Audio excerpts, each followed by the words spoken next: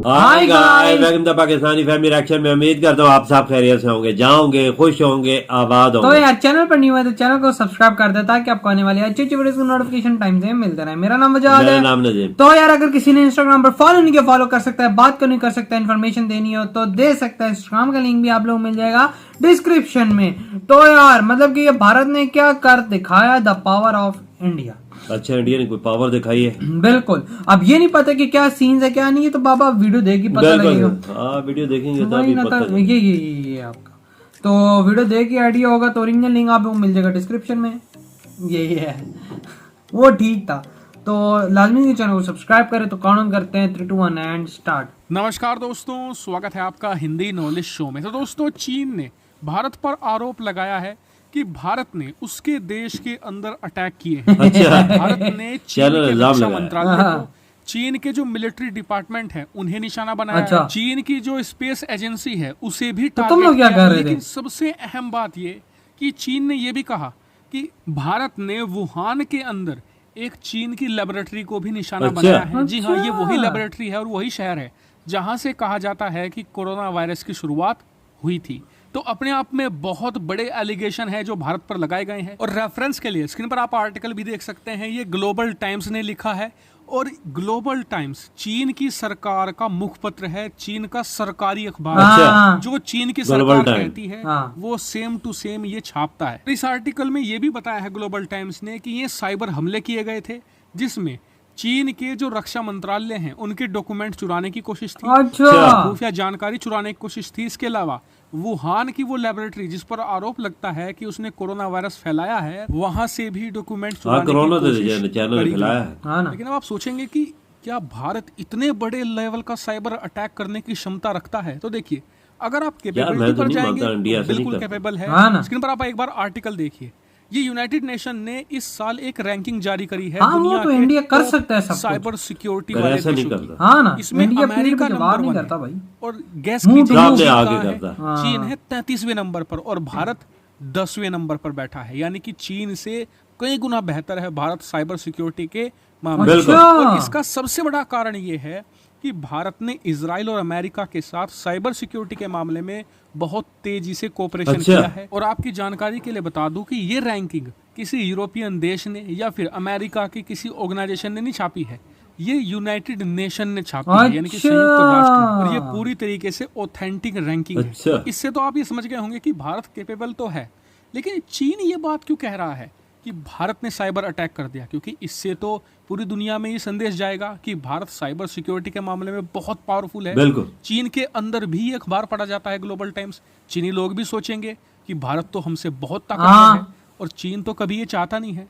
तो इसका मतलब दाल में कुछ ना कुछ तो काला है। और आप बिल्कुल सही सोच रहे हैं, दाल में कुछ काला नहीं है, यहाँ पर पूरी दाल ही काली है। ये तो समझ नहीं आ रही। समझाने जा रहा हूं। तो सबसे पहले आप ये समझिए कि चीन इस खबर को न सिर्फ चीन में पूरी तरीके से फैला रहा है बल्कि पूरी दुनिया में इस बात को फैलाने की कोशिश कर रहा है कि भारत ने चीन के अंदर साइबर अटैक किया है।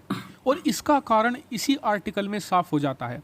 इस आर्टिकल के अंत में ग्लोबल टाइम्स ये लिखता है कि पूरी दुनिया सोचती है कि भारत एक बहुत ही सीधा सच्चा देश है, भारत को उल्टा देश बता रहा है। अच्छा, गलत। असल में भारत ऐसा नहीं है।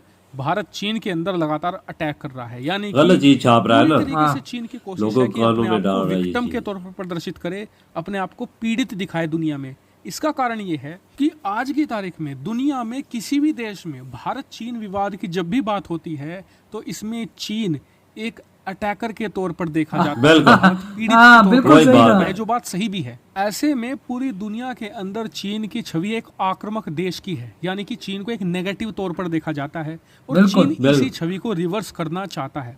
दूसरा कारण ये है कि पिछले कुछ महीनों के अंदर चीन के ऊपर अलग अलग देशों में, चाहे वो ईरान हो, चाहे वो इजराइल हो, चाहे वो अमेरिका हो, लगभग हर मेजर देश में चीन द्वारा साइबर हमलों की खबरें आई हैं।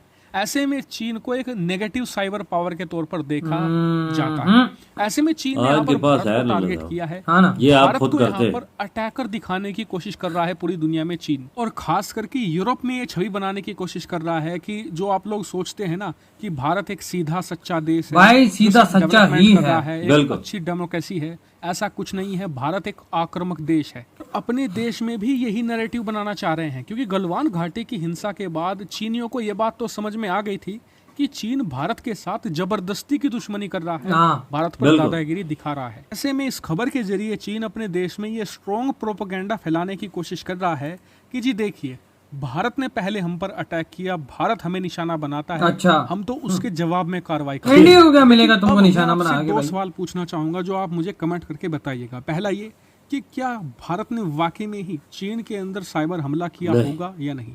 हमारा दिल नहीं मानता। चीन के इस प्रोपेगेंडा पर आपका क्या विचार है? India direct face to face हमला करता है, इस तरह नहीं करता। सब्सक्राइब कीजिएगा, वीडियो को शेयर भी कीजिएगा। फिलहाल में इतना ही। Thank you very much for watching video. तो इसी के साथ हुई ये वीडियो खत्म। ये मैं एक बात सोचिए कि ये डायरेक्ट इल्जाम लगा रहा है। हाँ। और ये अखबार में छाप रहा है कि, और एंड पे ये भी लिख रहे हैं कि भारत को जितना तुम लोग सीधा साधा समझते उतना वो है नहीं। गलत चीज है ना ये, गलत लोगों के कानों में गलत चीज डालता है और दिमाग खराब हो, लोग इंडिया के बारे में गलतफहमी का शिकार हो जाए। बिल्कुल, ये फाइबर हमले करता है, ये गलत चीज है ना, गलत है। खुद करता है, इल्जाम दूसरों पे लगाता है। ये ऐसे करने की भी पिछले दिनों कोशिश की थी, लेकिन नाकाम रहा था, क्योंकि इंडिया की बहुत सिक्योरिटी टाइट है, तो वो कामयाब नहीं हुआ था। अभी जब हुआ तो ग्लोबल टाइम्स में लग रहा है भाई इंडिया ये कर रहा है, यानी कि भाई लोगों में ये बता रहा है कि इंडिया इतना मतलब कि अच्छा देश नहीं है जितना लोग समझते हैं। ये इंडिया हैकर भी बड़े तेज है, ये लोगों के एटीएम भी हैकर कर लेते हैं, ये बड़ी इस चीज में बहुत आगे हैं। और बाबा पाकिस्तान में पूरा बैंकिंग का निजाम इंडिया पे चल रहा है, ये सच है भाई। इंडियन सॉफ्टवेयर यूज होते हैं और इंडियन हैकर पूरी दुनिया में माने जाते हैं, और जो इंडियन साइबर सिक्योरिटी से रिलेटेड जो भी चीजें पूरी दुनिया में मानी जाती है, इसमें कोई शक नहीं, पूरी दुनिया में उनका टॉप 10 में रैंक आता है। और जो इस तरह की बातें ये चाइना कर रहा है, ये गलत है, गलत है। हाँ ना, ये चीज गलत है ना। लोगों के जहनों में और कंट्री दूसरे देशों के जो लोग होते हैं वो सोचते होंगे कि इंडिया गलत है ना, लेकिन ये ऐसी चीज नहीं है, क्योंकि लोगों को पता है कि चाइना पूरी दुनिया में अभी वो अटैकर के तौर पे माने जा रहे, कोरोना वायरस फैलाया, सब कुछ जिसने किया, और लोग इनकी काम बात देखिए, कोरोना वायरस फैला के आप पीछे हट गया, अपने मुल्क में सफाया कर दिया, कोई भी नहीं होता, पूरी दुनिया अभी तक लड़ रही है, अभी तक लड़ रही है। हाँ ना, ये नहीं करता कि मैं वैक्सीन बना के या कुछ ऐसे ही करके लोगों में मुफ्त तकसीम करूं, ये चीज इसने नहीं की, उल्टा इंडिया ने की। अभी देखो, अमीर मुल्क है, गरीब तो नहीं है ना चाइना, ये चीज इंडिया ने की है। 500 करोड़ 5 बिलियन 500 करोड़ वही ना, 5 बिलियन पूरी दुनिया को देने का वादा किया है, तो देनी भी शुरू कर दी होंगी। आई थिंक सो मैं मोदी जी ने वादा किया है ना, मतलब 2000 तक हम देना शुरू कर। रूम में किधर गए थे अभी? इधर है इटली।